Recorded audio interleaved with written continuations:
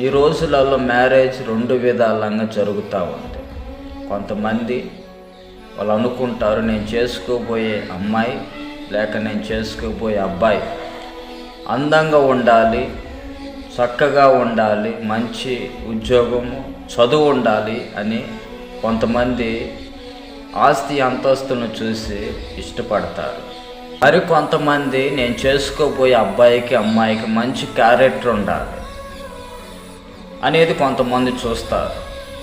ప్రేమతో మాట్లాడాలి, పెద్దవారిని గౌరవించాలి, తల్లిదండ్రులను చూసుకోవాలి, అలాగే చెప్పిన మాట వినాలి, కుటుంబాన్ని కట్టుకుండే జ్ఞానము తెలివితేటలు ఉండాలి అనేసి కొంతమంది ఆలోచిస్తారు.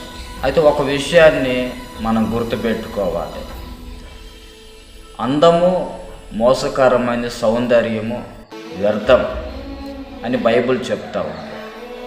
మంచి క్యారెక్టరు అలాగే అందం అనేది రెండు ఒక చోట నివసించలేవు.